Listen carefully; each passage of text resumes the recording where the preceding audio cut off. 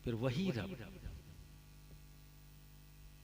ये भी फरमा रहा है, कुल मताउ दुनिया कलील। एक तरफ रब ये फरमा रहा है, इन्ना आतैना कल कौसर,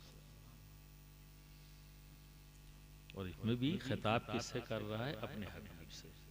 ऐ महबूब, ऐ मेरे प्यारे, हमने आपको कौसर अता किया।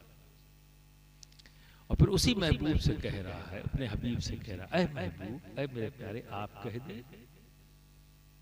क्या कह दे? जो कुछ भी इस दुनिया में है ये सब क्या है? कलील है। तो अब दो बातें सामने आ गई, एक तरफ कलील है और एक तरफ कसीर। एक तरफ किल्लत, एक तरफ कसरत। अब आप अंदाजा लगाएं, अगर मैं आपको 100 रुपया दूं, एक एक रुपए की नोट, कहूं इसको गिनो, और एक एक रुपए की नोट 1 लाख दे दूं, तो गिनना आसान कौन सा है? पक्का? क्यों? नोट तो है भाई। वजह किल्लत को जानना आसान है कसरत के मुकाबले, है ना? किल्लत को जानना आसान हो गया कसरत के मुकाबले। अब ये दुनिया कलील है, तो जो कुछ भी है यहाँ सब किल्लत वाली चीज है। अब दुनिया की शुरुआत कहां से हुई? अल्लाह ने जमीन बना दिया, आसमान बना दिया, पेड़ लगा दिए, जानवर, सब कुछ यहाँ पर बेच दिया, सजा दिया। उसके बाद अबुल बशर हजरत आदम अलैहिस्सलाम और हम सब की माँ हजरत हव्वा सलामुल्लाह अलैहा को अल्लाह ने दुनिया में भेजा। वहां से इंसान की शुरुआत हुई, है ना? वहां से हुई और बढ़ते बढ़ते बढ़ते हम तक आ गई। अब हम सब किसकी औलाद हैं? हाँ। देखो, एक चीज अच्छी तरह से जानना, इसीलिए कहा जाता है कि जब जलसे वगैरह हो बड़ी संजीदगी इख्तियार किया करो। ये हुल्लड़बाजी वाला जलसा बंद कर दो, जिसमें रात भर आप नारे लगाते थे। अगर कोई तुमसे नारा लगवाने की कोशिश करे बिना, तो कहो मौलाना इल्म बांटिए, नारा लगाने के लिए हम नहीं आए हैं, हम इल्म हासिल करने आए हैं, ताकि थोड़ा माहौल बदले और संजीदगी पैदा हो। समझ गए? ये सब बंद कर दो। ये सब आपकी कमजोरियों से हुआ है। एक साहब आए कि अब इस पे सुभान अल्लाह किस बात पे आप करोगे? बताओ, है? या तो आप बेवकूफ हैं या वो ऐसा ऐसा करने वाला बेवकूफ है, दो में से तो कोई एक है। और अगर मुझसे जजमेंट लेंगे तो मैं दोनों को कहूंगा दोनों बेवकूफ है। आपने कभी सोचा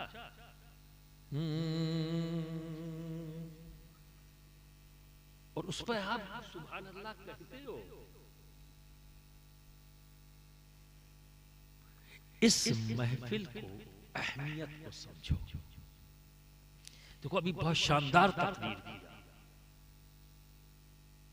अजीजम वाकिफ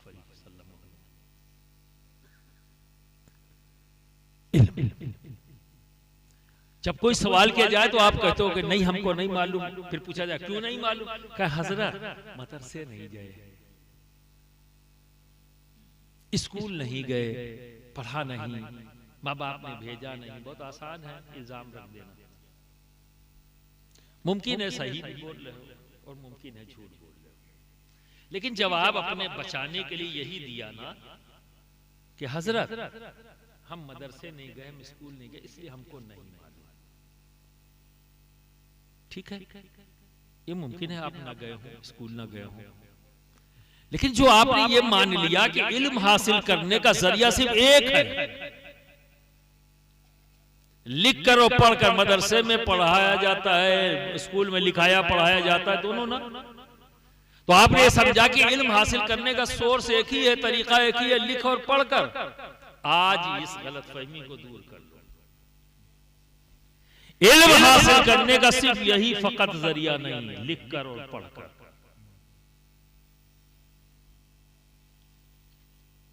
इन जनरल पब्लिक को कह रहा हूं, लेकिन यह मत समझ लेना कि यहां छूट मिल जाएगी कि लिखना पढ़ना अब जरूरी नहीं है।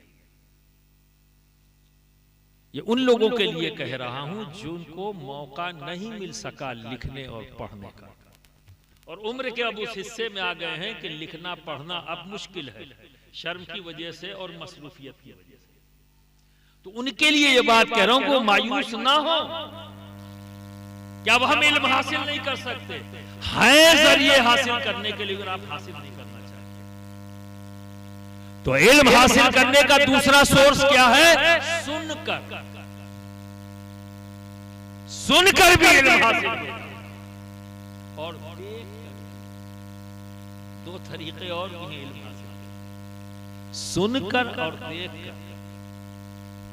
ये मदरसे बाद में वजूद में आए, और इन मदरसों के वजूद में आने की वजह कौन लोग बने?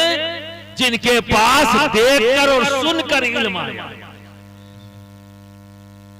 उन्होंने लिख पढ़कर इल्म नहीं हासिल किया, देखकर और सुनकर। हमारे आका मोहम्मद अरबी सल्लल्लाहु अलैहि वसल्लम का हर सहाबी साहिब इल्म है। दुनिया कोई मुफ्ती कहे कि नहीं पढ़े लिखे, इल्म वाले नहीं है, साहिब इल्म नहीं, सब साहिब इल्म। उन्होंने इल्म कैसे हासिल किया? नबी को कुछ करते हुए देखा, गौर से देखा और अमल कर लिया, इल्म हो गया। नबी ने जो कहा गौर से सुना, याद कर लिया और अपना लिया, इल्म हासिल हो गया। और उसी को उन्होंने आगे बढ़ा दिया कि मेरे आका ने ये कहा, फिर उन्होंने सुना तो उनका ये कहा, उन्होंने कहा, उन्होंने कहा, और तमाम रावियों के जरिए फिर लिखा गया। तो फिर हदीस की किताबें। तो लिखने पढ़ने की नौबत 200 साल बाद आई। 200 साल तक इल्मे दीन को देखकर और सुनकर हासिल किया।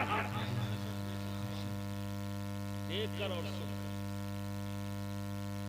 इस अंदाज में देखते थे कि भूलते नहीं थे, इस अंदाज में सुनते थे कि भूलते नहीं थे। और नजरिया क्या था? देखना है, याद कर लेना और अमल करना है, सुनना है, याद कर लेना और अमल कर लेना, ये उनका अंदाज हुआ करता था। आपका क्या है? आप तो टाइम पास करने आते हो, जलसे आपके लिए मनोरंजन की जगह है, नारे लगाने की जगह है। कूद कूद के नारे लगाएंगे और फजर की नमाज कज़ा। नारा लगवाने वाले के लिए, नारा लगाने वाले के लिए, दोनों की कज़ा। तो पता नहीं कब होगी अदा, सब कज़ा में। ये जलसे कारी मतीन साहब का शुक्रिया अदा करना कल सुबह, या भी अगर मौका मिल जाए जाते जाते तो शुक्रिया अदा करना कि हजरत आपका मशकूर हूँ कि आपने महफिल सजाई और हमें इल्म हासिल करने का मौका दिया। अभी जो बातें मुफ्ती बाकी साहब ने कही वो अगर आपके जहन में रुक गई, इल्म हासिल हुआ ना, क्योंकि आप जानते नहीं थे, आप जान गए, इसी का नाम। तो जब शुक्रिया अदा करोगे तो रुकेगा भी, क्योंकि अल्लाह रब्बुल इज्जत कहता है जो शुक्र अदा करता है मैं नेमतें बढ़ा देता, लाइन शकरतुम लाज़िदन्नकुम, जो मेरा शुक्र अदा करता है मैं अपनी नेमतें उसके लिए बढ़ा देता। तब समझ में आया, देखकर और सुनकर। तो अब ये महफिलें तो साल में 3-4 सजेंगी, लेकिन एक महफिल हर हफ्ते सजती है, जिसको आपने बाइकॉट कर रखा है। अल्लाह जाने किससे गुस्सा है, किस पर आपका गुस्सा है। अगर अल्लाह से के घर से गुस्सा हो तो इसका तो तुम्हें राइट ही नहीं। और अगर मस्जिद के इमाम से गुस्सा हो तो मैं हर मस्जिद के इमाम से कहूंगा अपने मुक्तदी से, भैया एक बार खड़े होकर माफी मांग देना कि भाई हमसे कोई गलती हो गई हो तो माफ कर दो, मस्जिद तो आओ। और इतना पहले आओ कि जुमे के खिताब को सुन तो लो। हर हफ्ते इल्म बांटने का इंतजाम, ये सिस्टम मौजूद है, लेकिन हम जब इमाम कहे अल्लाह अकबर उसी वक्त मस्जिद में पहुंचते, और फिर कहते हैं हजरत मदरसे नहीं गए, स्कूल नहीं गए, इसलिए हमको पता नहीं। बदमाशी करते हो। कितनी कोशिश की इल्म हासिल करने की। या हर जुमे के खिताब में जब इमाम खड़ा होता है तो मजाक करता है, चुटकुले सुनाता है या दीन की बातें बताता है। बोलिए, बताता है ना, तो उसकी आपको जरूरत नहीं है। जाहिली रहोगे, अपने माथे पर जहालत का निशान लेकर घूमना तुम्हें अच्छा लगता है? बेइज्जती महसूस नहीं होती? शर्म नहीं आती?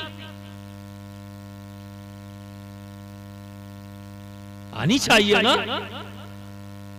और जबकि इस जहालत को अपने दीन की नावाकियत आप दूर कर सकते हो।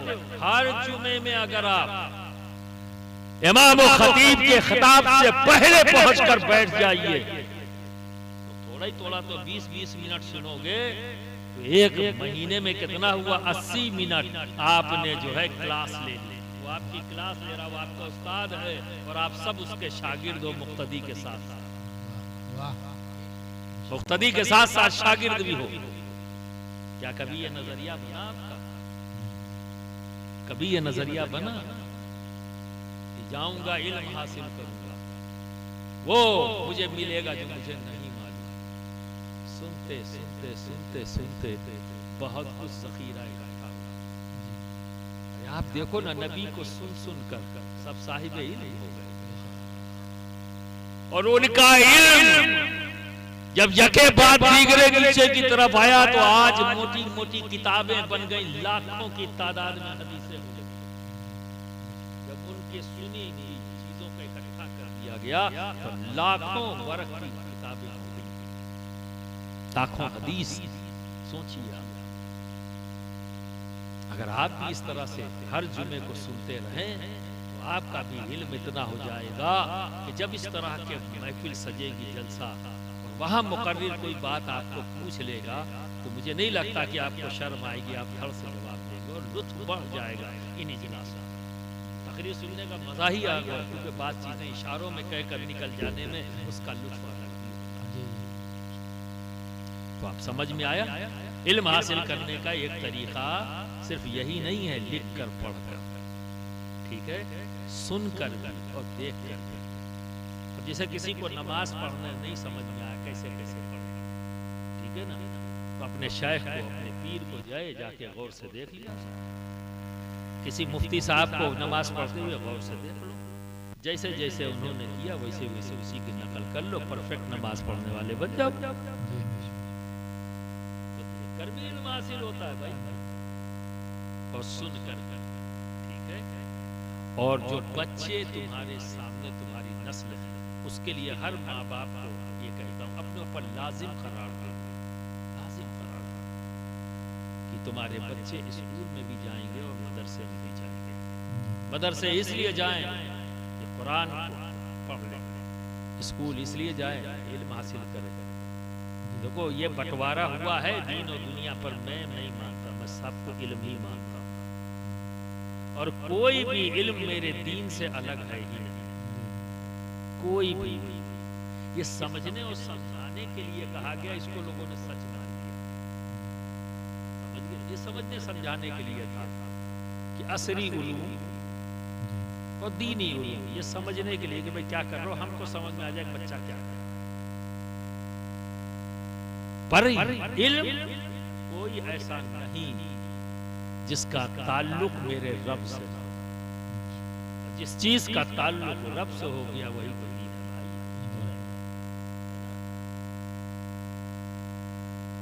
तो अब इसको समझा। हजरत आदम अलैहिस्सलाम का दौर, उस दौर से इस दौर में एक मिसाल, एक पेड़ समझ गए? अब समझ रहे हो?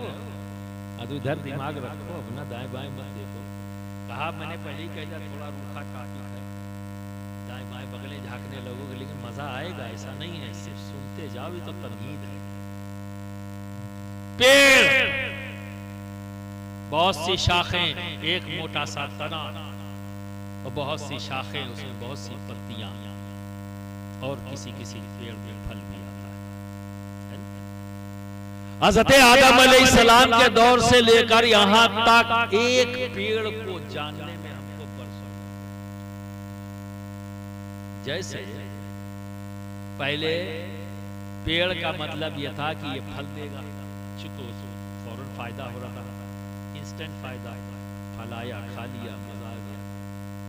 उसके नीचे बैठ गए तो साया मिला, ठंडक मिली, ठीक है, और उसके नीचे जो है तबीयत हशाश बशाश हो गई, धूप की रोशनी से बच गई। तो इतना हमने जाना कि पेड़ क्या करता है, साया देता है, ठंडी हवा देता है और फल देता है। जब दौर और आगे बढ़ा तो उस पेड़ को हमने ये जाना इसमें और भी खुसूसियात, ये जो ठंडक है, ये जो उसके नीचे बैठने के बाद हमको आसानियां महसूस होती है, फरहत महसूस होती है, ये किस लिए? क्योंकि वो ऑक्सीजन देता है। वो ठंडक को हम जान नहीं सके थे, बाद में पता लगा कि ये ठंडक ऑक्सीजन की वजह से, ठीक है। और ऑक्सीजन कहां से लेते हैं हम? पेड़ों से। और हमारी नाक तक कैसे पहुंचती है ऑक्सीजन? है? सांस कहां से लेते हैं? नाक से। और ये नाक तक सांस आती कहां से है? पेड़ से डायरेक्ट आ जाती है। तो यही तो पूछ रहा हूं, इतना घुमा के इतनी दूर में यहां मौजूद तक पहुंचे। पेड़ से निकली ऑक्सीजन हवा में आई और हवा से मेरी नाक तक हमने ले लिया। तो क्या इस हवा में सिर्फ ऑक्सीजन है? एक जमाना था हम यही नहीं जानते थे कि ऑक्सीजन है, लेकिन जब अल्लाह ने हवा को पैदा किया तो उसी वक्त ये सलाहियत दे दी थी अल्लाह ने, अपने अंदर ऑक्सीजन को वो रख सके, ठीक है। तब हजरत आदम और हजरत हव्वा आए, जब आए तो यहाँ सांस ली है ना, जब सांस ली है तो ऑक्सीजन थी हवा में। इसका मतलब हजरत आदम हजरत हव्वा से पहले अल्लाह ने हवा बना दी और उस हवा में ऑक्सीजन रख दी। लेकिन बाद वाले जरूरी नहीं कि जानते हो कि हम जो सांस ले रहे हैं वो ऑक्सीजन है। ये जानने में हमको हजारों साल लग गए कि जो हम सांस लेते हैं ये कुछ और नहीं, ऑक्सीजन है। और जब हम सांस छोड़ते हैं तो कार्बन डाइऑक्साइड निकालते हैं। ये जहर है हमारे लिए। ये क्या है? जहर है हमारे लिए। अब आप सोचो, हजरत आदम से लेकर और यहां तक ऑक्सीजन इस हवा से हम खींच रहे हैं और इस हवा में कार्बन डाइऑक्साइड छोड़ रहे हैं। ऐ अल्लाह, कितनी ऑक्सीजन पैदा कर दी जो खत्म नहीं हो रही। खींच खींच के लिए जा रहे हैं वो इस हवा को प्रदूषित करते जा रहे हैं। कार्बन डाइऑक्साइड फेंक रहे। कभी किसी का दम घुट के मरा? सब ऑक्सीजन बढ़िया से ले रहे हैं, है ना। हाँ, जब इस ऑक्सीजन में कोरोना का वायरस आ गया तब सब क्यों हो रहे थे? दे धड़ाधड़ सांस खींचा बाहर। तब उस वक्त उस ऑक्सीजन की जरूरत पड़ गई जिसमें कोई वायरस के कीटाणु मौजूद ना हो। तब सब लोग सिलेंडर ढूंढ रहे थे। करोड़ों रुपया खर्च किया, उन्होंने 10-10 लाख रुपए का सिलेंडर खरीदा वो ऑक्सीजन का, कि मिल जाए तो हम बचा लें मास्क लगा। अब समझ में आया कि ऑक्सीजन की कीमत कितनी है। 15-15 लाख एक सिलेंडर का खर्च करके भी लोग नहीं बचे, क्योंकि कितना सिलेंडर लगाएंगे, हर वक्त तो सांस खींच रहे हैं। कितना खर्च, किसी को एक सिलेंडर मिला तो खिंच गया 24 घंटा, उसके बाद अगला सिलेंडर नहीं मिला, क्यों? फ्यूज उड़ गया। इन्ना लिल्लाहि व इन्ना इलैहि राजिऊन। तो आपने रब की रहीमी और करीमी देखो, जिसकी हमें सबसे ज्यादा जरूरत है। खाने के बगैर हम एक हफ्ता जिंदा रह सकते, कपड़े के बगैर सालों जिंदा रह सकते, पानी के बगैर बहुत घंटे हम जिंदा रह सकते, है ना? लेकिन एक सांस है जिसे 1 मिनट से ज्यादा जिंदा नहीं रह सकते। लेकिन अल्लाह ने कितनी आसानी से इस जरूरत को हमारी पूरी किया कि ऑक्सीजन को हमारी नाक के पास रख दिया। जैसी जरूरत उतनी आसानी पैदा की अल्लाह, है ना? खाने में ज्यादा दिन हम रुक सकते हैं खाए बगैर, उसका एक प्रोसेस तैयार कर दिया। कपड़े के बगैर और ज्यादा दिन तक, उसका प्रोसेस अलग कर दिया। पहले कपास पैदा करेंगे, फिर उसका धागा बनेगा, फिर उसका कपड़ा बनेगा, फिर वो दर्जी के यहाँ जाएगा, कटिंग होगी, सिलेगा, तब कितना टाइम लगेगा। तो उसके बगैर रहने का भी टाइम पीरियड अल्लाह ने बढ़ा दिया। इसी तरह से खाने में उसको रोका जा सकता है। गेहूं को 5 महीना 6 महीने रखा जा सकता है, तो इसीलिए उसको 5-6 महीना पैदा होने में भी लगता है। लेकिन पानी, उसके लिए हम कई घंटों के अंदर हमको उसकी परेशानी, 36 घंटे 37 घंटे अगर पानी ना मिले तो परेशानी हो जाएगी। तो पानी को हासिल करना आसान, सफर करके दरिया के किनारे चले जाओ, पानी मिल जाएगा। जमीन भी खोदोगे तो 24-36 घंटे में पानी निकल। लेकिन सांस सबसे कम वक्त अल्लाह ने यहाँ रखी। अब मेरा पहला सवाल ये कि हज़रत आदम से लेकर यहाँ तक एक जोड़े से लेकर आज खरबों इंसान हैं और एक ही काम कर रहे हैं, ऑक्सीजन खींच रहे हैं, कार्बन डाइऑक्साइड बाहर। ना ये कम हुई, ना जहर फैला। बोलो, सब सांस लिए पड़े लेकिन कोई नहीं सोच रहा है कभी ये हो क्या रहा है, ये ऑक्सीजन कम क्यों नहीं हो रहा है? भाई जिसका इस्तेमाल बढ़ता ही जा रहा है, डे बाय डे बढ़ता ही चला जा रहा है। हर घर में जो पैदा हुआ एक दावेदार आ गया उस ऑक्सीजन का, समझे? और पॉल्यूशन पैदा करने वाला भी बन गया और ऑक्सीजन खींचने वाला भी बन गया। जो पैदा हुआ, हर दिन पैदा हो रहे हैं, दावेदार बढ़ते चले जा रहे हैं। लेकिन क्या किसी की मौत इस वजह से हुई कि आसमानों में कार्बन डाइऑक्साइड ज्यादा हो गई? ये खत्म क्यों नहीं हुई? अल्लाह ने पैदा भी किया, ये हम नहीं जानते थे। लेकिन हजारों साल गुजरने के बाद हमको ये पता लग गया। क्या इतना जानने में हमको कितने साल लग गए? हजारों साल। कि अल्लाह रब्बुल इज्जत ने जो पेड़ पौधे पैदा किए बिला वजह नहीं। हम जो ऑक्सीजन खींचते हैं इस हवा से और कार्बन डाइऑक्साइड छोड़ते हैं, तो हमारी कार्बन डाइऑक्साइड जो हम छोड़ते हैं उसे पेड़ पौधे खींच लेते हैं। उनकी सांस लेने का तरीका क्या है?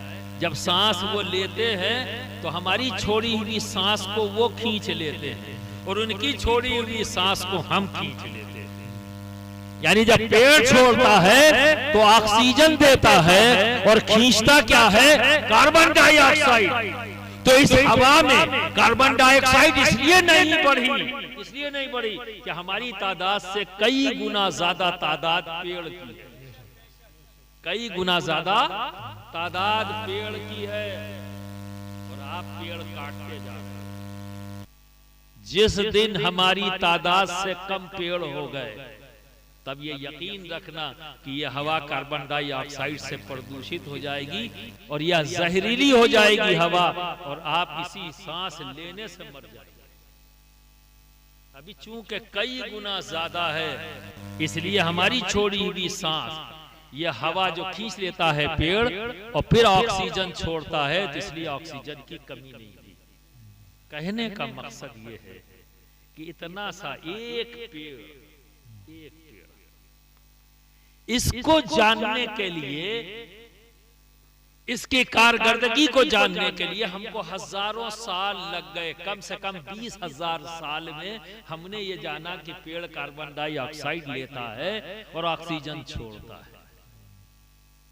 हमको ये जानने में हजारों साल लग गया कि ये पेड़ फल कैसे पैदा करता है, ये फल है क्या चीज। बहुत आसान से अंदाज में मैं आपको समझाऊंगा, जो हमको 20,000 साल में समझ में आया। हजरत आदम से लेकर यहां तक कितना वक्त गुजर गया, 20,000 साल का मुवेश। ठीक है, क्या समझ में आया, फल क्या। सुनो, जो पेड़ है ये सूरज की रोशनी से अपना खाना बनाता है, जमीन से पानी लेता है और तमाम चीजें जो उसके खाने की जरूरत है, उन तमाम चीजों को खींचकर सूरज की रोशनी में उसको पकाता है और खाना तैयार होता है। आप रोटी को गूंथते हो तो पानी की जरूरत, गेहूं की जरूरत, आटे की जरूरत, उसे गूंधा, उसके बाद फिर आग की जरूरत है, तब उस पर रोटी सिकेगी और रोटी बन जाएगी, तब आप खाओगे। इसी तरह से पेड़ भी अपना खाना तैयार करता है, सारी चीजें जमीन से मटेरियल लेता है, उन तमाम मटेरियल को लेकर धूप की रोशनी में उसको पकाता है और जब तैयार हो जाता है, बस फर्क इतना है कि हमसे बड़ा मुंसिफ है पेड़। हम इंसाफ नहीं करते पर वो इंसाफ करता है। वो क्या करता है, तने जैसी जरूरत जिसकी सबको उसी जरूरत के मुताबिक बांटता है। जब खाना तैयार कर लेता है तो तैयार करने के बाद तने को ज्यादा जरूरत तो उसको ज्यादा देता है, उसके बाद शाखों को ज्यादा जरूरत तो उन्हें ज्यादा देता है ताकि वो मोटी हो सके, तने को देता है ताकि वो मोटा हो सके, उसके बाद शाखों को देते देते देते पत्तियों को देता है। पत्ती भी उतनी ही ग़िज़ा लेती है जितनी उसकी जरूरत है, स्टॉक नहीं करती, जमा नहीं करती। इसीलिए किसी भी पेड़ को जाकर गौर से देखना, पत्ती छोटी बड़ी हो सकती है पर पत्ती मोटी और पतली नहीं हो सकती।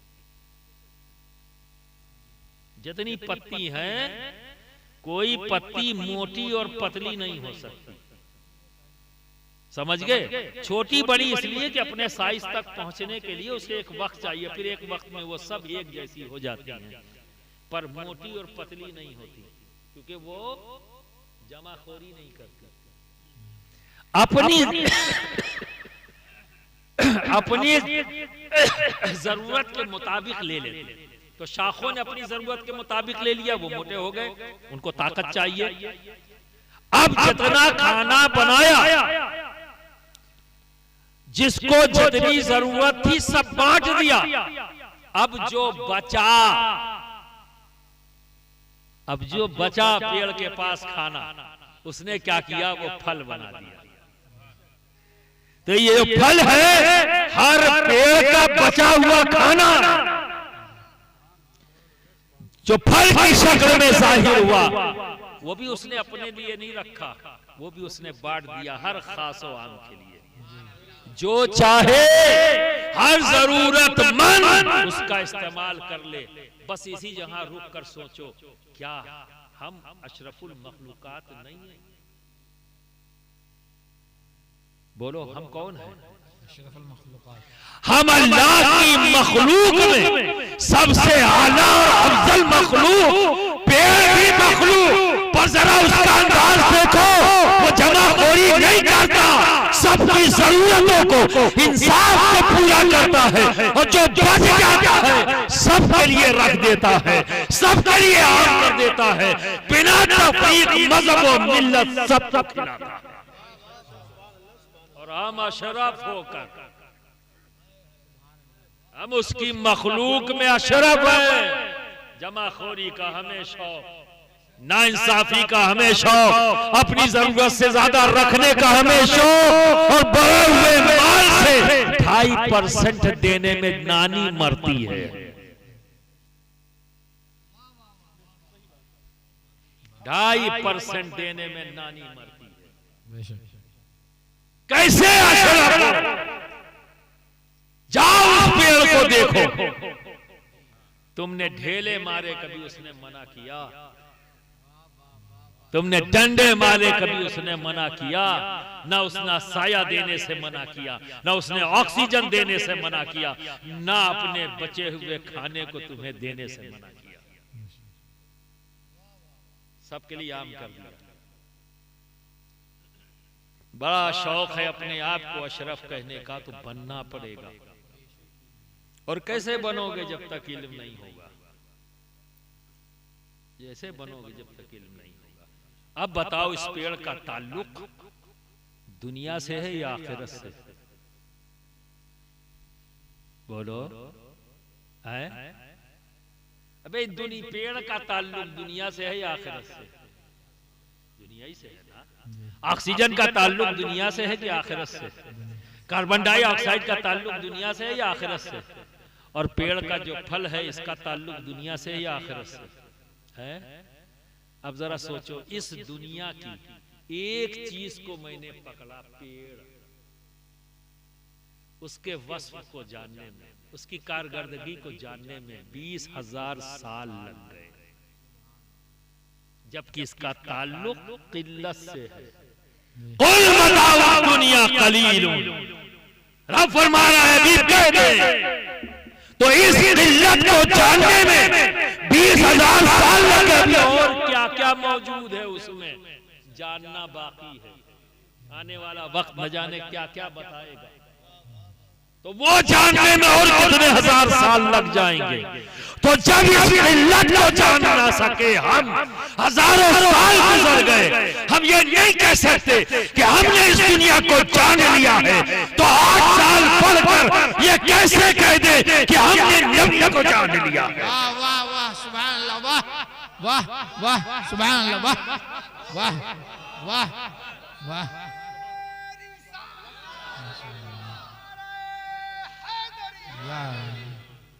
कैसे जान लेंगे?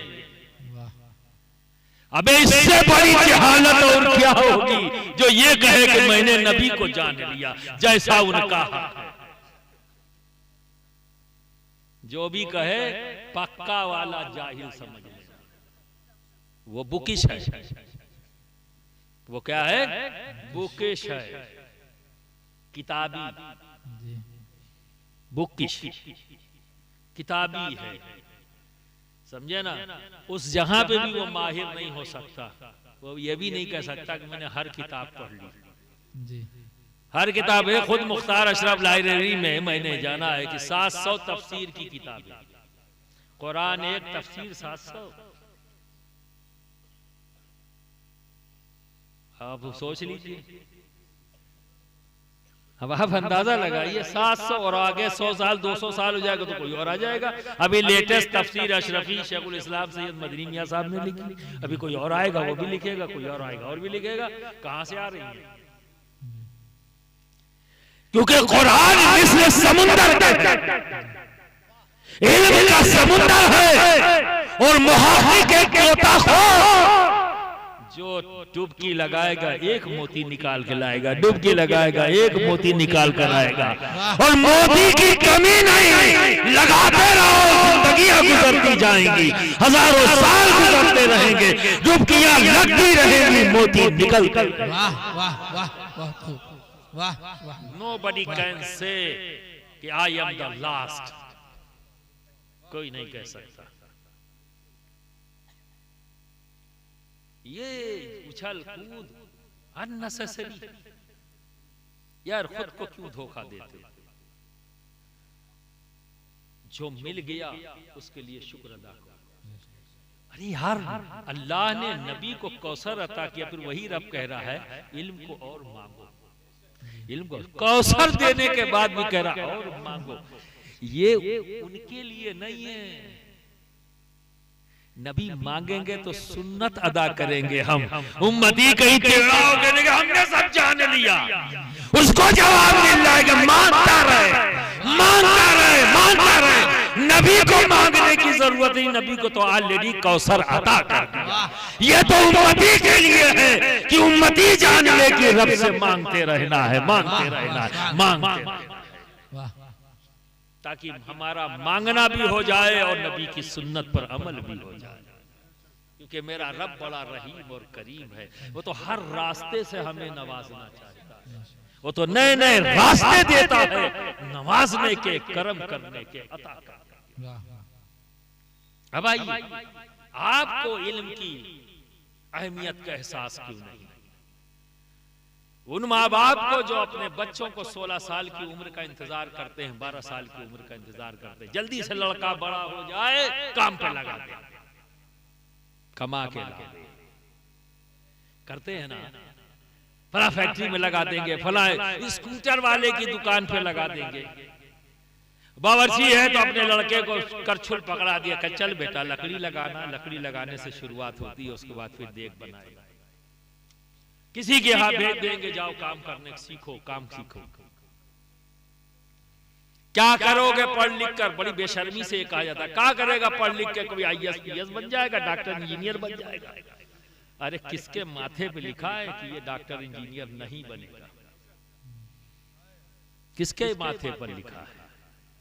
डॉक्टर अबुल कलाम जो मिसाइल मैन हिंदुस्तान के प्रेसिडेंट रहे हैं, ये एक मछेरे के घर से थे। इनके वालिद मछलियां पकड़ते थे और एक कमरे में पैदा हुए, घर में लाइट भी नहीं, तो मोहल्ले में एक मंदिर, उसके सहन पे एक लाइट लगी थी, उसके नीचे उस बच्चे ने पढ़ा और इतना बड़ा साइंटिस्ट बना कि आज पूरे हिंदुस्तान को उस पर फख्र है। सिर्फ अपने आप को ही मजबूत नहीं किया, अपने मुल्क को मजबूत कर दिया। आज मिसाइल की दुनिया में हमारा मुल्क जो मजबूत है, उसकी वजह डॉक्टर अब्दुल कलाम है। तुमने कैसे कह दिया कि कौन सा डॉक्टर कौन सा इंजीनियर बन जाएगा? ये बदमाशी छोड़ो, अपनी तसाहुलिया और अपनी जिम्मेदारियों से जो मुंह मोड़ रहे हो, इसको बंद करो। और जो सोच तुम्हारी है वो गलत है।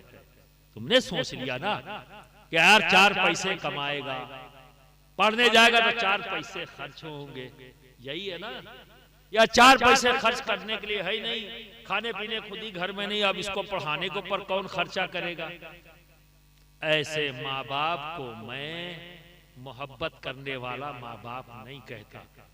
ऐसे माँ बाप किसी के दुश्मन नहीं, सिर्फ अपनी औलाद के दुश्मन है। कोई उसका दुश्मन नहीं, सबसे सख्त तरीन दुश्मन उसके माँ बाप बन गए, जिनकी ये सोच बन गई कि हम इसको पढ़ाएंगे तो 4 पैसे खर्च होंगे, तो खर्च करने से अच्छा है कि ये 4 पैसे कमाने वाला बन जाए, इसको भेजो। तो आपने ये समझा कि पैसा कमा लेगा तो समाज में इज्जत वाला बनेगा। यहां जितने लोग बैठे हुए हैं, हाथ उठा के बतावें कितने लोग हैं जो बेइज्जत होना चाहते हैं? हाथ उठाना। वाह भाई, कोई नहीं बेइज्जत होना चाहता। अच्छा चलिए हाथ उठा के बताइए कि कितने लोग हैं जो इज्जत चाहते हैं? माशाअल्लाह, हम सब की है, हम भी हाथ उठाते हैं, हमको भी इज्जत चाहिए। कोई नहीं है ऐसा जो नहीं चाहता कि इज्जत हासिल करे, जो नहीं चाहता कि दौलत हासिल करे। मैं भी चाहता हूं, मैं आपकी तरफ से बोल रहा हूं, वक्त जाया नहीं करूंगा आपसे पूछने में। आप भी दौलत चाहते हो, आप भी इज्जत चाहते हो, आप भी नहीं चाहते कि आपको कोई बेइज्जत करे, और आप भी नहीं चाहते कि आपके पास दौलत न हो। लेकिन फैसला आपने गलत कर दिया। फैसला ये किया कि बस काम शुरू कर दो, पैसा कमाना शुरू कर दो। यहां फैसला लेने में गलती हुई। मैं इसका मुखालिफ नहीं कि आपको इज्जत चाहिए, इसका शौक आप रखते हो, तो आपकी सोच गलत है। आप दौलत हासिल करना चाहते हो तो ये आपकी सोच गलत है, बिल्कुल सही है। दौलत भी आपको चाहिए, इज्जत भी आपको चाहिए, लेकिन इस अंदाज में नहीं। आओ, ये आपका फैसला है, मैं आपके सामने आपके रब का फैसला रखता हूं, और खुद जाके ठंडे दिल से, ठंडे दिमाग से सोचना आपका फैसला सही या आपके रब का फैसला। तो आज से इसी वक्त से अपने फैसले से हट जाओ, क्योंकि मैं तुम्हें तुम्हारे रब का फैसला तुम्हारे सामने रख रहा हूं। हजरत सुलेमान अलैहिस्सलाम, ये कौन है? नबी है। आपके वालिद हजरत दाऊद अलैहिस्सलाम, ये कौन है? हाँ, बाप नबी, बेटा नबी। बाप ऐसे नबी कि जब राग छेड़ दे, बहुत से लोगों को राग से बड़ी नफरत है, बड़े परेशान होते हैं। और जबकि सुभान अल्लाह कराने में सबसे आगे रहते, और वही कोई दूसरा राग छेड़ दे तो शुरू में ऐसे स्कूटर घुर्र घुर्र करने लगे। अजीब हाल है। तो हज़रत दाऊद अलैहिस्सलाम जब आप राग छेड़ते तो सिर्फ इंसानी नहीं, हमें जानवरों पर वो असर होता था कि वो भी भागते हुए आपकी तरफ आते, चरिंद परिंद इंसान सब। इसीलिए लहने दाऊदी मशहूर है, और ये हजरत दाऊद अलैहिस्सलाम का मौजिज़ा है। यानी किसी चीज को अच्छे अंदाज में पढ़ना, मौसीकी यहीं से वजूद में आई, यहीं से वजूद में। आप तारों को सीधा करके तारों से साज पैदा कर देते थे और फिर उसमें लहन डाल देते थे, और फिर उसका वो असर होता था कि सब मस्त हो जाते थे। अब जिन पे मस्तिये न आवे तो बोलेंगे का करेंगे,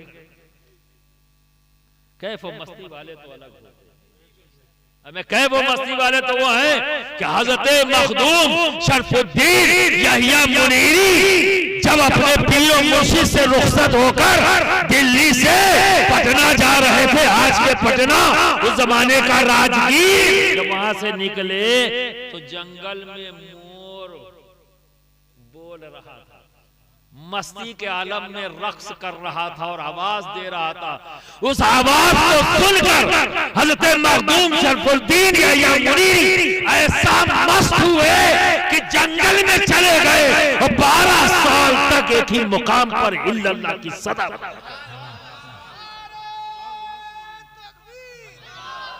ऐसी कैफियत तारी, ऐसी कैफियत तारी हुई कि वो 12 साल तक उसका असर न गया। एक मोर बोला, मस्त हो गए, ऐसी मस्ती चढ़ी कि 12 साल गुजर गया। तो बिरादराने मिल्लत इस्लामिया, हज़रत सलमान अलैहिस्सलाम के पास अल्लाह ने जिब्रील अमीन को भेजा। जिब्रील जाओ मेरे नबी के पास, मेरा सलाम कहना, और ये 3 चीजें दे रहा हूं, मेरे नबी से कहना कि इसमें से एक को चुन ले। जिब्रील अमी आ गए, सलाम पेश किया, और वो 3 चीजें हजरत सलमान अलैहिस्सलाम के सामने रख दी। वो क्या थी 3 चीजें? इल्म नंबर 1, जोर से, नंबर 2 इज्जत, नंबर 3 दौलत। 3 चीजें अल्लाह ने जिब्रील अमी को दिया कि मेरे नबी सलमान के पास ले जाओ, और ये देना और कहना इनमें से एक को चुन लें। और 3 चीजें क्या थी? इल्म, इज्जत, दौलत। हजरत सलमान अलैहिस्सलाम ने कहा मैं इल्म को चुनता हूं।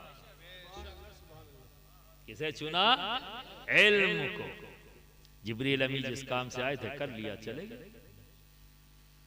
इल्म को चुन लिया था, वो रुक गया, लेकिन देख रहे हैं कि दौलत भी वहीं खड़ी, इज्जत भी वहीं खड़ी। तो सलमान अलैहिस्सलाम ने कहा भाई तुमको तो चुना नहीं, जाओ निकलो। कह नहीं जा सकते। कहा क्यों? मैंने तुम्हें चुना नहीं। तो जाओ, क्यों नहीं जा सकते? मैं चुन लेता तो रुकते, जब मैंने चुना ही नहीं तो निकलो यहां से। कहा हुजूर नहीं जा सकते। कहा क्यों? कहा हुजूर इसलिए कि हमारे रब ने हमें इल्म का ताबे बनाया है। जहां इल्म होगा वही दौलत होगी, वही इज्जत होगी। जहां इल्म होगा वही दौलत होगी, वही इज्जत होगी। तो देख लो सरकार गरीब नवाज को, एक साहिब इल्म अजमेर की धरती पर आराम कर रहा है। किस चीज की कमी है? इज्जत की कमी है, दौलत की कमी है, अबे सोने का कलश लगा है। न दौलत की कमी, न इज्जत की कमी। मखदूम सिमना को देखो, तख्ताज छोड़ दिया, सब कुछ छोड़ दिया, गुलाम छोड़ दिए, खादिम को छोड़ दिया, ये इंतहा ये कि घोड़ा भी छोड़ दिया, पैदल चल पड़े। और फिर जब किचौछा की जमीन पर आके आबाद हुए 600 साल से जायद वक्त हो गया, ना इज्जत में कोई कमी आई, ना दौलत ऐसी कि जो जाता है बांटे जा रहे हैं, बांटे जा रहे हैं, बांटे जा रहे हैं, खत्म नहीं हो रहा है, बांटे जा रहे हैं। क्यों? क्योंकि अल्लाह ने उन्हें खजाने इलाही से जोड़ दिया। जिसे रब अपना दोस्त बना लेता है उसे अपने खजाने इलाही से जोड़ देता है। तो जब रब के खजाने में कोई कमी नहीं तो इनके देने में कोई कमी नहीं। तो बरादरान मिल्लत इस्लामिया, जो आपने सोचा है 4 पैसे कमाएगा तो गुर्बत दूर होगी, नहीं। अपने बच्चों के साथ दुश्मनी मत करो। तुम पंचर बनाते हो, बनाओ, पर अपने बच्चे को पंचर बनाने पर मजबूर मत करो। पढ़ाओ। कुछ पता नहीं तेरा बच्चा आईएएस बन जाए, कुछ पता नहीं तेरा बच्चा आईपीएस बन जाए, डॉक्टर बन जाए, इंजीनियर बन जाए। अगर तुम्हारी ही सोच इतनी ही बुलंद होती तो तुम पंचर काहे बना रहे होते?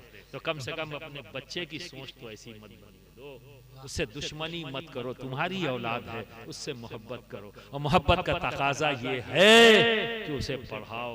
भले एक रोटी खाने को मिले खा लो, लेकिन अपने बच्चों को पढ़ाओ। और वो लोग जो इस यहाँ बैठे हुए हैं, जिन्हें अल्लाह ने नवाजा है, 2 बच्चों को हंसते हंसते पढ़ा रहे हैं, तो अपने मोहल्ले में देख लो, अगर किसी बाप के पास बच्चा है पर उसके पास पैसा नहीं है कि वो पढ़ा सके, तो एक बच्चा तुम पढ़ा दोगे, इंशाल्लाह गरीब नहीं होगे, मुझसे लिखवा लो और अमीर हो जाओगे।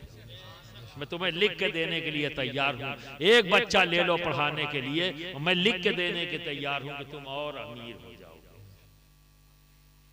तो माँ बाप की जिम्मेदारी को स्कूल भेजें, और समाज के मुतमव्वल लोगों की जिम्मेदारी है कि अपने मोहल्ले में, अपने समाज में देखें कि अगर कोई कमजोर माँ बाप हैं तो उनके साथ खड़े हो जाएं, ताकि वो अपने बच्चों को पढ़ाएं।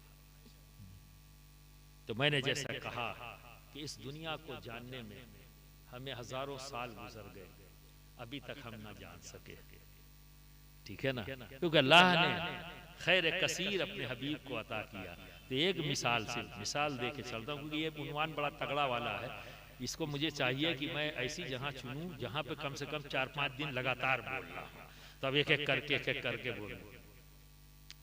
लेकिन मैंने इसलिए चुना इस टॉपिक को कि मेरे परदादा आलिम रब्बानी सुल्तानुल वाइज़ीन ने 40 दिन इस आयत करीमा पे तकरीर की और फरमाया, अभी तो ये शुरुआत थी, तमहीदी गुफ्तगू हो रही थी, अगर वक्त होता तो मैं और बोलता।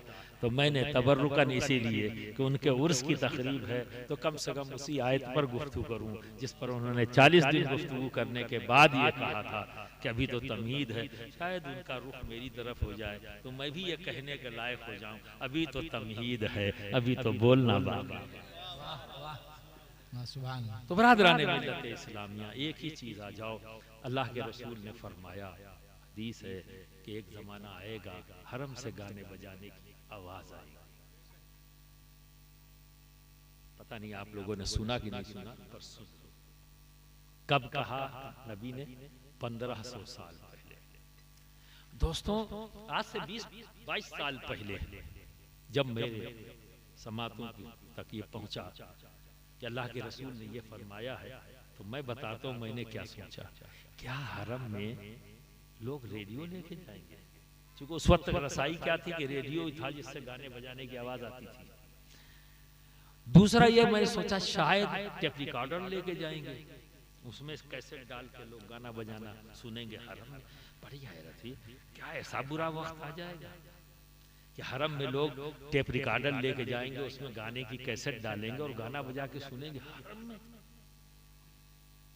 क्या ऐसा बुरा वक्त आ जाएगा कि रेडियो जाके वहां सुनेंगे, गाने सुनेंगे? इतने बदमाश किस्म के लोग पैदा हो जाएंगे। अब ये सब कलाबाजियां कर रहा है। क्यों? क्योंकि हमारे इल्म के मुताबिक गाने बजाने के 2 ही साधन थे। हमारा बचपन है, 25-30 साल पहले की बात है, तो उस वक्त क्या था? साधन यही 2 थे। उसके बाद फिर आया टीवी। तो कभी इस हदीस को जब कभी रिमाइंडर होता तो फिर सोचता क्या यार टीवी लग जाएगा। तो ना लोग रेडियो लेके गए हरम में, ना टेप रिकॉर्डर लेके गए हरम में, ना टीवी लगा हरम में गाने बजाने का, पर गाने बजाने की आवाज आ रही है, गाने बजाने की आवाज आ रही है। सबकी जेब में एक फुलतुरू है जिसे मोबाइल कहते हैं, है ना। तवाफ करते जाओ, मन टुन टुना टुन टुन टुना टुन बजना शुरू। तब समझ में आया, ओ नबी ने जो फरमाया था वो इस अंदाज में आएगा, तो वो तो सबकी जेब में है, सबकी जेब में। अब जरा सोचो 1500 साल पहले कह दिया नबी ने, उसको समझने में हमको 1500 साल लग गए, उसको समझने में 1500 साल लग गए। तो इस टुनटुना टुनटुन का ताल्लुक दुनिया से है कि आखिरत से? तो दुनिया की इस चीज को, एक चीज को समझने में 1500 साल लग गए हैं, समझे। और दुनिया में जो चीज है वो क्या है? कलील है। तो जिस कलील को समझने में 200 साल, 500 साल, 1000 साल, 10,000 साल, 15,000 साल लग जाएं जिस दुनिया की चीजों को समझने में, तो जरा सोचो जिसे रब ने खैर कसीर अता किया हो उसकी हकीकत को क्या समझे, उसकी हकीकत। तो आज जिसका उर्स है, देखो देखो आज दस्तार बंदी भी है। क्यों हो रही है दस्तार बंदी? ये क्यों होती है?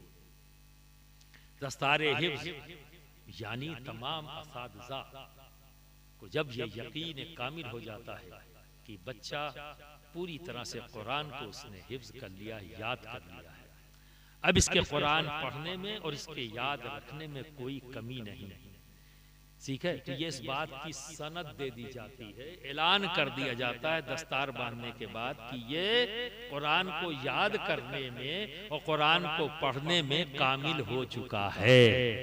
यही है ना दस्तार बांधने का मतलब, कि सब जान जाएं कि जिस चीज की दस्तार हो रही है वो उस मामले में अब कामिल हो चुका है, यानी वो पढ़ना भी जानता है, उसे याद भी और पढ़ा भी सकता है। इस बात की गारंटी हो गई, सनद दे दी गई, ठीक है। तो आज जिस साथ का उर्स हो रहा है उसके इल्म के पर मैं क्या गुफ्तगू करूं, तो उसके पास कितना इल्म था। अगर उनके दस्तार उनके उस्ताद मोहतरम बांधते तो बात करता, क्योंकि वो अपने इल्म के मुताबिक दस्तार बांधते, ठीक है ना, अपने इल्म के मुताबिक दस्तार बांधते, तो उनकी गारंटी होती कि मौलाना अहमद अशरफ अपने इल्म के मामले में अकमल हो चुके हैं। तो उनके उस्ताद इस बात को कहते तो सवाल तो वहां हो सकता था, जो उनसे बड़ा उस्ताद होता तो वो ये कह सकता था नहीं, आप समझ रहे हैं ना। लेकिन दोस्तों, मौलाना अहमद अशरफ की वो जात है कि जिनकी दस्तार बांधने से उनके शायद उनके उस्ताद ही ने कह दिया मैं इनकी दस्तार कैसे, मैं इनकी दस्तार कैसे बांधा। तो जब पूछा गया क्यों, तो उन्होंने ख्वाब बयान किया कि मैंने ख्वाब देखा जिसमें मौलाना अहमद अशरफ की दस्तार खुद नबी करीम सल्लल्लाहु अलैहि वसल्लम ने 2 रुमाल से किया, 2 रुमाल मंगवाया और बांध दिया। अब ये ख्वाब वो बयान कर रहे हैं। मौलाना अहमद अशरफ अली रहमान ने अपने वालिद मोहतरम से ख्वाब बयान किया कि वालिद माजिद, मैंने एक ख्वाब देखा कि एक 2 मंजिला मकान है, कच्चा मकान है, और पूरा उसका नक्शा भी बना दिया। इंशाअल्लाह ताला वो नक्शा भी आपको देखने को मिलेगा साल 2 साल में, चूंकि रोजनामचे को उसका ट्रांसलेशन का काम शुरू हो रहा है। उस रोजनामचे में वो नक्शा भी बड़े हजरत ने बना दिया है, जो मौलाना अहमद अशरफ अली रहमान ने बताया था।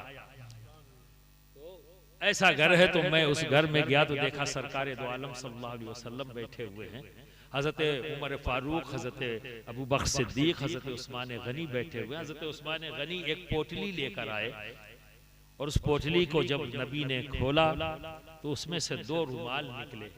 तो मेरे दिल में ख्वाहिश हुई कि आकाश कि मेरे आका मेरे सर पर इसको बांधते। तो खुद नबी कहते हैं बंधवाना चाहता है, बुला लिया और मेरे सर पे बांध दिया। तो पूरा नक्शा उन्होंने लिखा और बयान किया।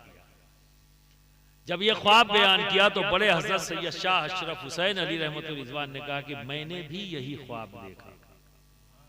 3 लोगों ने देखा एक ही वक्त में, एक ही शब में, सेम ख्वाब। आप समझ रहे हैं? तो जब मौलाना अहमद अशरफ ने कहा हुजूर आपने कब देखा? कहा तुम्हारे पीछे ही तो था,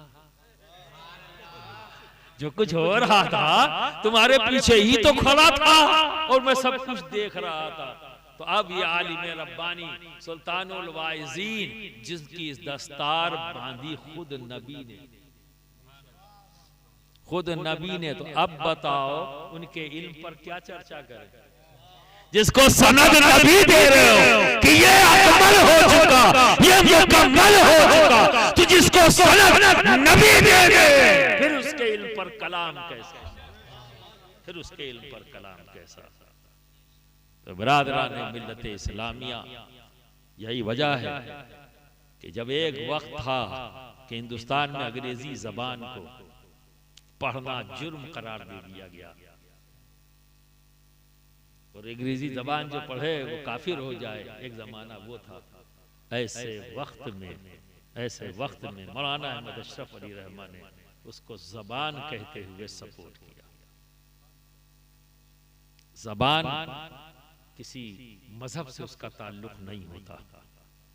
ये अजीब बात है, इस पे सियासत तो हो सकती है पर सच्चाई नहीं। इसीलिए कहा गया उर्दू को लोग मुसलमान कहते हैं। पता नहीं कब उर्दू जबान ने कलमा पढ़ा, कोई अगर सबूत दे दे तो जाने, है ना। और कब हिंदी जबान का शुद्धिकरण हो गया कि वो हिंदू हो गई। अगर यहाँ हिंदुस्तान में देखें तो उर्दू जबान, इसके फादर ऑफ उर्दू कोई और नहीं, सैयद अशरफ जहांगीर समनानी, और फादर ऑफ हिंदी कोई और नहीं, मलिक मोहम्मद जायसी है। हिंदी लिटरेचर से अगर पद्मावत, अखरावट, नखरावट, सखरावट को निकाल दिया जाए तो फिर संस्कृत बचेगी, हिंदी नहीं। और इस मुल्क में हिंदी जबान में सबसे पहली तसव्वुफ की अगर कोई किताब है तो उसका नाम है पद्मावत। ये तसव्वुफ की किताब है, ना समझी में न जाने क्या क्या उसको बना दिया गया। तो इल्म कम हो जाए, इल्म ना हो तो किसी चीज की हकीकत कुछ और हो, अफसाना कुछ और बन जाता है। तो बिरादरान मिल्लत इस्लामिया, इल्म हासिल करो, कुछ मत करो, एक ही काम करो। अगर तुम्हारे पास अपने मकान को बनवाने में 2 कमरे का मकान है और तीसरे कमरे का तुम्हारे पास पैसा है तो तीसरा कमरा मत बनवाओ। उस पैसे को अपने बच्चों के तालीम के हासिल करने में खर्च कर दो। अगर तुम्हारे पास सिर्फ 4 रोटी, अगर तुम्हारा बच्चा काम करेगा तो 6 आ जाएगी, मत 6 का इंतजाम करो, 4 ही में गुजारा कर लो। इसीलिए मैं कहता हूं आधी रोटी खाएंगे पर बच्चों को पढ़ाएंगे, ये आज़म कर लो। अगर इज्जत चाहिए तो इल्म हासिल करो, दौलत चाहिए तो इल्म हासिल करो, वगरना तुम आगे आगे दौलत भागेगी, तुम पीछे पीछे दौड़ते रहोगे। जो आगे आगे भाग रही हो कितना पीछे दौड़ोगे। कमाल तो ये है कि दौलत तुम्हारे पीछे हो, तुम आगे आगे चल रहे हो, दौलत तुम्हारे पीछे हो। और ये तभी मुमकिन है जब आप इल्म हासिल कर लो, है ना। इल्म हासिल करने के बाद एक बार IPS ऑफिसर बन गए, दौलत तुम्हारे पीछे, IAS बन गए, दौलत तुम्हारे पीछे, जस्टिस बन गए, दौलत तुम्हारे पीछे, इज्जत तुम्हारे पीछे, डॉक्टर बन गए, इंजीनियर बन गए, समाज के अंदर तुम मदद करने वाले बन जाओगे, तुम्हें मदद की जरूरत नहीं। और किसी के माथे पर नहीं लिखा है कि ये डॉक्टर नहीं बन सकता, ये इंजीनियर बन नहीं सकता, यू समझ गए। तो बिरादरान मिल्लत इस्लामिया, इस ख्याल को खत्म करो कि बच्चा जल्दी से बड़ा हो जाए तो वो दुकान पे काम करने लगे, स्कूटर बनाने लगे, कोई और फन सीख ले। नहीं, पहले पढ़ाओ। देखो हमारे ये जो बावर्ची लोग हैं कितना शानदार खाना बनाते हैं, बाज बाज तो इतना जबरदस्त खाना बनाते हैं कि कई कई बार उंगली चाटने का मन चाहता है ना। लेकिन कितना कमा रहे हैं? 15,000, 20,000, 25,000, क्योंकि वो गलियों में बना रहे हैं। उनसे बेकार खाना 5 स्टार होटल का बावर्ची बना रहा है, उनसे खराब खाना जिसमें ऊपर से नमक डालो तब जाके। मैं तो भाई कुल दस्तरखान को बैठने वाला आदमी, इसलिए तुमको बता रहा हूँ, कोई ख्याली बात नहीं बता रहा हूँ, सब अमली बात बता रहा हूँ, सब यहाँ का मजा लेता हूँ। जब एक 5 स्टार होटल में बैठ के खाना खाओ, नमक डालो, मिर्चा डालो, तब जाके टेस्ट पैदा होता खाने का। वो कितना पा रहा है? 2 लाख, 2.5 लाख, 3 लाख, समझ गए?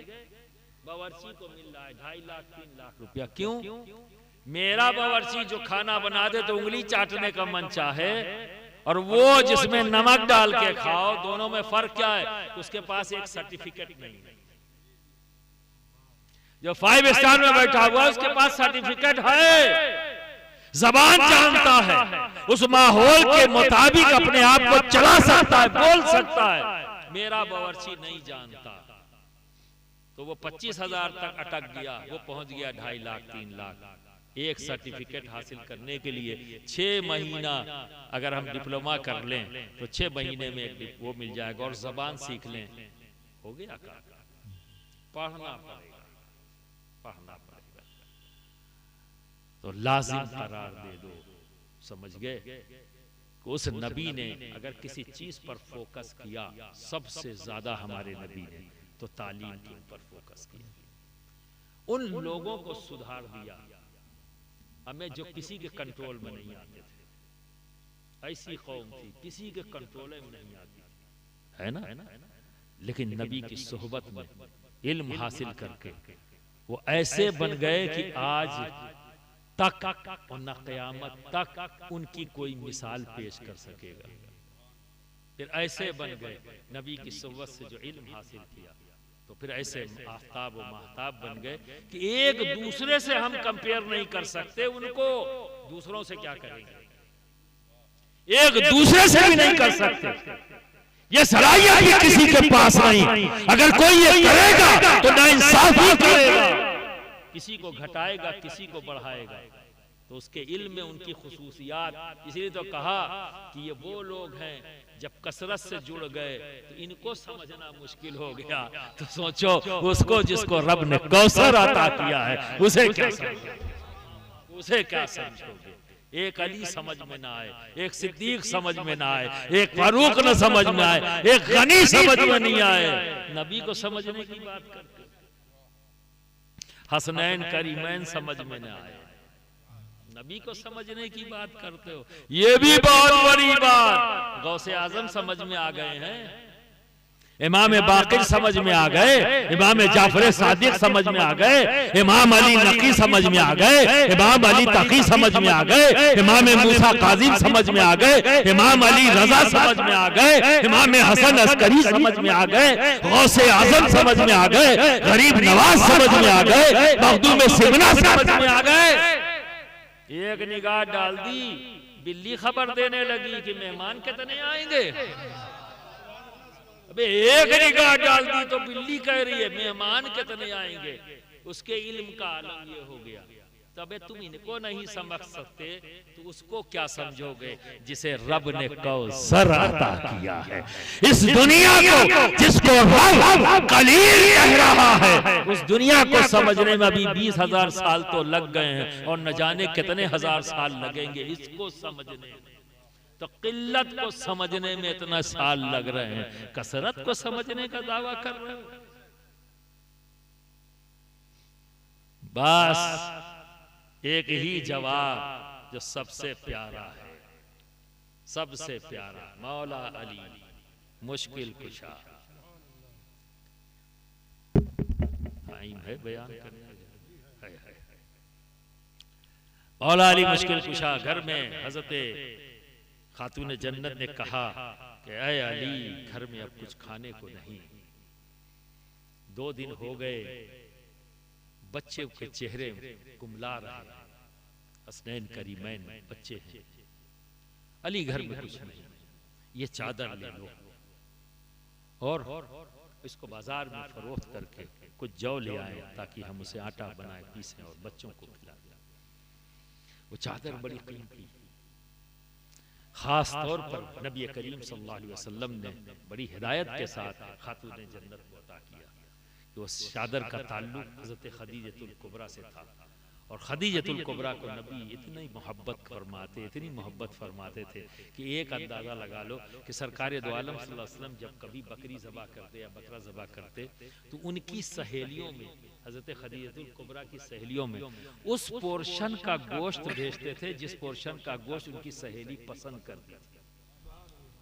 अब आप अंदाज़ा लगाइए कि सरकार कितनी मोहब्बत फरमाते हज़रत खदीजतुल कुबरा से, जिनकी बुनियाद पर आप उनकी सहेलियों का इतना ख्याल रखते, तो फिर तो उनके जिस्म से जुड़ी हुई चीज़ थी चादर आपकी, तो बहुत प्यारी थी मेरे आका को। तो उसका अमीन किसे बनाया? खातून जन्नत को कहते हुए दिया। लेकिन बच्चों की भूख, माँ है वो भी खातून जन्नत जैसी, क्योंकि दुनिया की हर माँ की आइडियल कोई और नहीं, खातून जन्नत है, आबिदा तैयदा तैयबा ताहिरा जाहिदा सैयदा है। तो आपने वो चादर दी। मौला अली वो चादर लेकर बाहर निकले। एक ऊंट की मुहार पकड़े हुए एक शख्स आया, कहा अली मेरा ऊंट देखा आपने, कैसा है? बहुत अच्छा है, वाकई बड़ा फरवा तंदुरुस्त तवाना ऊंट, अली खरीद लो। अब घर में कुछ खाने को नहीं है, ऊंट कहां से खरीदे? तो फरमाया नहीं खरीद सकता। तो फिर वो ऊंट वाला कहता है अली ले लो, मैं चाहता हूं तुम ले लो, मुझे 300 दिरहम दे देना, जब तुम्हारे पास पैसा हो तब दे देना, अभी नहीं मांगता, ये चाहता हूं कि तुम ले लो, ये कीमत दे देना जब तुम्हारे पास हो। और मुहार अली के हाथ में थमा दी, चला गया। अब चूंकि सौदा ही ऐसा है कि जब होगा तब दूंगे, तो उसने मांगा ही नहीं, इसी के साथ सौदा किया, मुहार थमाया और चला गया। अब मौला अली उसकी मुहार पकड़े हुए, अभी तो चादर को देकर फिर वो लेना है, चूंकि जिस काम से निकले हैं जौ लेकर जाना है। तो अगली गली में जब पहुंचे तो एक शख्स सामने से आया, अली बड़ा खूबसूरत ऊंट है, बेचोगे? मुझे 600 दिरहम में दे दो, मैं इसे खरीदना चाहता हूं। और उसने 600 दिरहम दिया और ऊंट की मुहार पकड़ी और चल दिया। आप अगर उस जगह होते तो क्या करते? बोलिए, अगर आपके साथ ऐसा मामला हो जाए तो आप क्या करते हैं? फौरन बिरयानी का इंतजाम है ना, फौरन। और शाम को अगर जिसके आप मखरूज हो वो आ जाता, भैया तुम्हारे यहाँ देग बन रही है तो यार मेरा पैसा दे दो, परसों आना, है ना, घर में पैसा है और नहीं दे रहे। जरा देखो, यहाँ से कई तालीम मिल रही है जिस पर आपको अमल करना है। मौला अली को जब ये मिल गया तो अभी अपनी जरूरत को पूरा नहीं कर रहे, अब उस शख्स को तलाश रहे हैं जिसने ऊंट दिया था, आपको ढूंढना शुरू किया कि वो मिल जाए, अभी कहीं ज्यादा दूर नहीं गया होगा, मिल जाए तो उसका कर्ज अदा कर दो। जबकि उसने क्या कहा था, जब हो तब दे देना, या तो हम वादा करके आते अगले महीने ले लेना और पैसा जेब में कहना कल आना परसों आना, ये हमारा कैरेक्टर है। उसके बाद फिर कहते हैं कि बरकत नहीं होती, कहां से होगी बरकत? अपने रिस्क में झूठ को मिलाते जाओगे और कहोगे बरकत। उसको ढूंढने लगे तो वो 2-4 गलियों में घूमा तो सामने मिल गया, उसकी रकम उसे अदा कर दी। उसके बाद फिर घर की जरूरतों को पूरा किया। घर की जरूरत पूरा करने के बाद लेट नहीं गए चादर ओढ़ के। देखो कितनी अच्छी तालीम दे रहे हैं अली, यानी जब तुम्हारे पास पैसा आ जाए तो सबसे पहले कर्ज अदा करो, फिर दूसरा काम क्या, फिर अपने घर की जरूरत को पूरा करो। अब ये भी पूरा कर दिया, अब क्या करो, अल्लाह और उसके रसूल को याद करो। तो तो अली ने क्या किया, जब ये जरूरत पूरी हो गई सीधे उठे और नबी की बारगाह में हाजिर हो गए। यानी क्या कह रहे हैं, जब तुम्हें पैसा मिले तो सबसे पहले कर्ज अदा करो, फिर अपने घर की जरूरत को पूरा करो, और जब वो पूरा हो जाए तो अल्लाह और उसके रसूल का जिक्र करो, यानी उनकी बारगाह में हाजिर हो जाओ। ठीक है ना। तो दुरूद पढ़कर भी नबी की बारगाह में हाजिर हो और कुरान पढ़कर अपने रब की बारगाह में हाजिर हो। शुक्राने के लिए नफिल की नमाज अदा करने में अपने रब के बारगाह में हाजिर हो सकते हो। यानी अली ने एक ही वाक़े से 3 सबक दे दिए। अब आओ चौथे सबक की तरफ। जब मौला अली पहुंचे नबी की बारगाह में तो नबी मुस्कुराए। अली बड़ा प्यारा सौदा किया, अली बड़ा प्यारा सौदा किया। क्या हो गया, मजा नहीं आ रहा, टाइम ज्यादा हो गया। अच्छा, दुरूद शरीफ पढ़ सल्लल्लाहु अलैहि वसल्लम। अली बहुत प्यारा सौदा किया।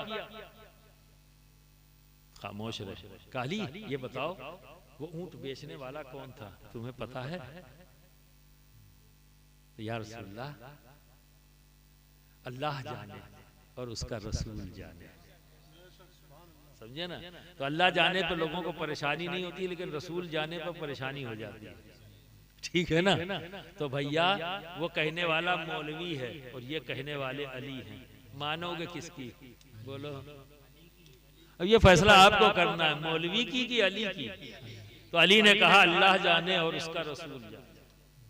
ठीक है ना। तो जब ये कहा तो वो बेचने वाला कौन था, तो अली कहते हैं अल्लाह जाने और उसका रसूल जाने। ठीक है। तो सरकार फरमाते हैं वो जिब्रील थे, जो ऊंट बेचने वाले थे वो जिब्रील थे। तो अली अब ये बताओ ऊंट खरीदने वाला कौन था? तो फिर अली ने कहा अल्लाह जाने और उसका रसूल जाने। अल्लाह जाने और उसका रसूल जाने, यानी मौक़िफ़ में कोई बदलाव नहीं है। और अली जैसा इंटेलिजेंट क्या इतने के बाद नहीं समझा होगा कि खरीदने वाला कौन है? अली जैसा इंटेलिजेंट जो बाबुल इल्म हो, क्या इतना नहीं समझा? समझ चुका है पर जानना चाहता है नबी के साथ। जो नबी कहेंगे वही अल्लाह जाने और उसका रसूल जाने, ताकि तमाम उम्मत को ये कहने में जरा सा भी तरद्दुद ना हो। जब कोई पूछे तो ये कहने में कि अल्लाह जाने और उसका रसूल जाने। एक बार नहीं कहा, 2 बार कह दिया, ताकि सनद बन जाए। अल्लाह जाने और उसका। तो अल्लाह के रसूल ने फरमाया वो भी जिब्राइल थे, बेचने वाले भी जिब्राइल और खरीदने वाले भी जिब्राइल। तो बिरादरान मिल्लत इस्लामिया, अपने रिस्क को झूठ बोलकर बर्बाद मत करो, सच बोलो। रज़ाक अल्लाह है। ये इल्म अपने दिमाग में, दिल में महफूज कर लो। वो क्या है? अल्लाह रज़ाक। पूरे यकीन के साथ, तुम्हारे झूठ बोलने से तुम्हें रिस्क नहीं मिलेगा। अल्लाह उसी को रिस्क देता है जिसे वो चाहता है। अल्लाह लतीफ़ुम बिइबादिही यर्ज़ुक़ु मन यशाअ व हुवल क़वियुल अज़ीज़। तो बिरादरान मिल्लत इस्लामिया, ये मौलाना अहमद अशरफ अली रहमतुर रिज़वान खानवादे अशरफिया की वो शख्सियत है कि जिन्होंने इल्मी खिदमात इस अंदाज में अदा किया कि आज अल जामिअतुल अशरफिया मिसबाहुल उलूम ये उन्हीं के ख्वाब का है, ये ताबीर है कि मौलाना अहमद अशरफ अली रहमा चाहते थे कि हिंद की धरती पर एक अल अज़हर हो, समझे ना, जिसकी आप बुनियाद रखना चाहते थे। और आपकी इसी ख्वाहिश को पूरा करने के लिए आला हज़रत अशरफी मियाँ ने मुबारकपुर में जाकर अशरफिया की बुनियाद रखी, जो तरक्की करते हुए इस मुकाम तक पहुंची। और फिर मौलाना अहमद अशरफ अली रहमा के उसी ख्वाब को पूरा करने के लिए आपके पोते शेख आज़म हज़रत अल्लामा मौलाना सैयद शाह मोहम्मद इजहार अशरफ अशरफुल जिलानी ने जामे अशरफ के नाम से उनके ख्वाब की ताबीर को किचौसा की धरती पर उतारा। और अभी मैं कुछ ही दिन पहले हुए, जहाँ पे पहले डेट पड़ी थी, उस डेट को मैंने आगे इसलिए बढ़ाया कि भागलपुर, अहले भागलपुर भी मौलाना अहमद अशरफ अली रहमा का उर्स मनाते हैं।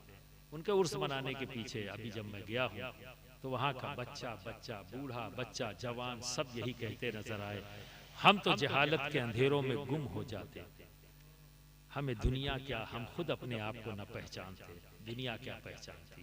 ये मौलाना अहमद अशरफ अली रहमा के कदमों का सदका है कि आज हमारे हर घर में एक आलिम है, हाफिज है, मुफ्ती है, कारी है। ये सब कुछ मौलाना अहमद अशरफ अली रहमा की देन है। और एक घर तो ऐसा जहाँ मैं गया, आखिरी दिन उनके यहाँ दावत थी, तो उन्होंने बताया कि हमारे यहाँ हमारे जो वालिद, हमारे जो दादा थे वो पैदा हुए, हमारे वालिद पैदा हुए, दादा को कोई औलाद नहीं थी। तो मौलाना अहमद अशरफ अली ने पहला, परेशान ना हो, ये घर कभी भी वीरान नहीं रहेगा, ये हमेशा फलेगा और फूलेगा। आज उस घर में 22 लोग हैं, उन 22 लोगों में 12 आलिम। वाह, अब आप अंदाजा लगाइए। तो ये है मौलाना अहमद अशरफ अली रहमा, सरकारे कला के वालिद मोहतरम। और इनके मामला देखिए, अब कितना प्यारा तारुफ आला हजरत शफी मियाँ का कराया। कहते हैं ना, जैसे इल्म होता है वैसे ही उसके अंदाज होता है। एक बार कुछ मुरीदीन आए मौलाना अहमद अशरफ अली रहमा के, आलिम रब्बानी के, तो खादिम ने कहा कि वो ज़ोहर के बाद अंदर चले जाते हैं घर में और असर के वक्त आते हैं, आराम फरमाते हैं ज़ोहर के बाद, तो अब शाम तक इंतजार करना पड़ेगा, बताओ कैसे आना हुआ। तो कहा तावीज़ लेना है मौलाना साहब से। अच्छा, तो फिर बड़े हजरत तो मौजूद हैं, आला हजरत अशरफी मियाँ बाहर ही दरवाजे पर जो बारादरी थी वहाँ आराम कर रहे थे। कहा बड़े पीर तो वहाँ मौजूद हैं, उनसे ले लो, वरना इंतजार करना पड़ेगा 3-4 घंटे। नहीं नहीं नहीं, हम तो उन्हीं से ले। अरे भाई, उनसे बड़े पीर हैं, तुम उनसे ले लो। वो खादिम था इनका आला हजरत अशरफी मियाँ, उसको लग गई,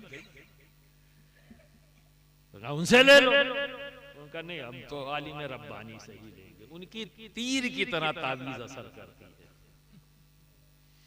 खादिम को बड़ा बुरा लगा। तो आला हजरत अशरफी मियाँ जब बेदार हुए तो कहने लगे, खादिम गया कि हजरत मौलाना साहब के मुरीदीन बड़े बदतमीज हैं।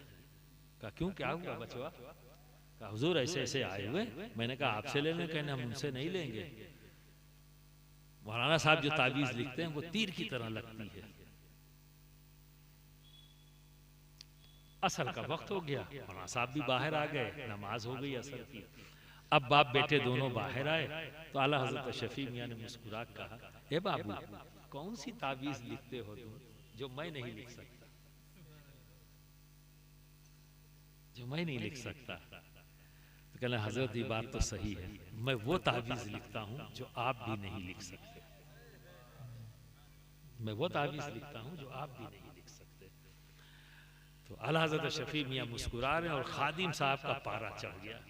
देखिए हजरत, यही हम कह रहे थे ना, अभी तो मुरीद ही थे, अब तो मौलाना साहब भी ये बात कहने लगे, तब मुरीद काहे नहीं कहेगा? कहना रुक जाओ, अब ये भी तो पूछना पड़ेगा कि ऐसी वो कौन सी तावीज़ है जो मैं नहीं लिख सकता। तो आला हज़रत शफी मियाँ पूछते हैं, ए बाबू ये बताओ वो कौन सी तावीज़ है जो मैं नहीं लिख सकता? कहा जी हुजूर, मैं वो तावीज़ लिखता हूँ जो आप नहीं लिख सकते। कहा वो तावीज़ क्या है? कहा जब मैं कागज़ पर लिखता हूँ तो ये लिखता हूँ, शेखुल मशाइख सैयद शाह अली हुसैन आला हज़रत अशरफी, ये लिख कर मैं मोड़ कर दे देता हूँ, ये वो तावीज़ है जो मैं सिर्फ मैं लिख सकता हूँ, आप नहीं लिख सकते। तो ये अंदाज, तो फ़कत मौलवी नहीं, एक ज़बरदस्त शेख है, रूहानी शख्सियत भी है, क्योंकि ये एक अंदाज़े यकीन किसी और में नहीं होता, ये उसी के अंदर होता है जो शेख कामिल भी हो, ठीक है, आलिम रब्बानी हो। तो बहुत बेहतरीन महफिल सजाई कारी साहब आपने, अल्लाह रब्बुल इज़्ज़त इसका आप सबको अजर अता फरमाए, आपको भी अता फरमाए। और आपने जो मोहब्बतों के साथ इतनी देर बैठे रहे, अल्लाह रब्बुल इज़्ज़त इस मोहब्बतों को कबूल फरमाए और इसका अजर दोनों जहानों में अता फरमाए। व आखिरु दावाना अनिल हम्दुलिल्लाहि रब्बिल आलमीन। आप हज़रात तशरीफ रखें, अभी दस्तार बंदी का पुरखैर मंजर।